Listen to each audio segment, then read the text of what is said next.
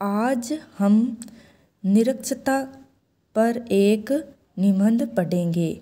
निरक्षरता एक अभिशाप के समान है, मतलब जिसे अक्षर का ज्ञान नहीं हो उसे कितनी कठिनाइयाँ सहनी पड़ती है।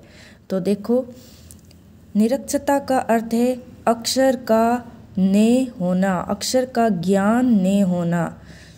अक्षर ज्ञान के बिना व्यक्ति पढ़ लिख नहीं सकता, इसलिए अनपढ़ व्यक्ति को निरक्षर कहा जाता है।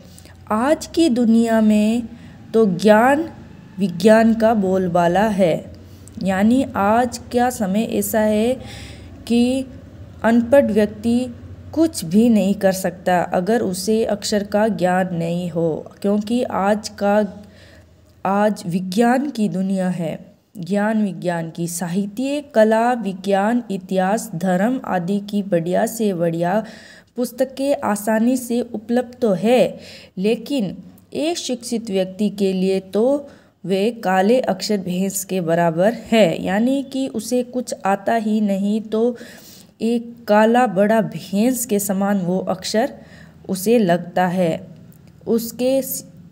उसके अलावा उस अक्षर का ज्ञान नहीं है, उसे भैंस के बराबर लगता है कि उसे कुछ भी पता नहीं है। वे पुस्तकों में संचित अनमोल ज्ञान का लाभ नहीं उठा सकते। अखबार और पत्र पत्रिकाओं ने पढ़ पाने से देश विदेश में हो रहे परिवर्तनों की जानकारी भी वो प्राप्त नहीं कर सकते। और तो और वे न किसी को पत्र लिख सकते हैं, न किसी का पत्र पढ़ सकते हैं।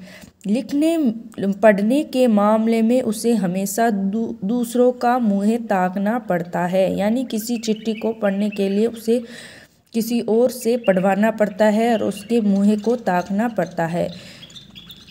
विद्या विहीनो नर पशु की उक्ति उसके लिए खरी उतरती है, यानी जो विद्या से विहीन है मनुष्य वो पशु के समान है, क्योंकि पशु को भी अक्षरों से कुछ ज्ञान नहीं होता है, ना उन्हें अक्षरों उसको कोई मतलब। तो अनपढ़ व्यक्ति पशु के समान माना गया है। ये खेद की बात है कि भारत में आज भी साक्षरता की तुलना में निरक्षरता का परिणाम कई गुना ज़्यादा है।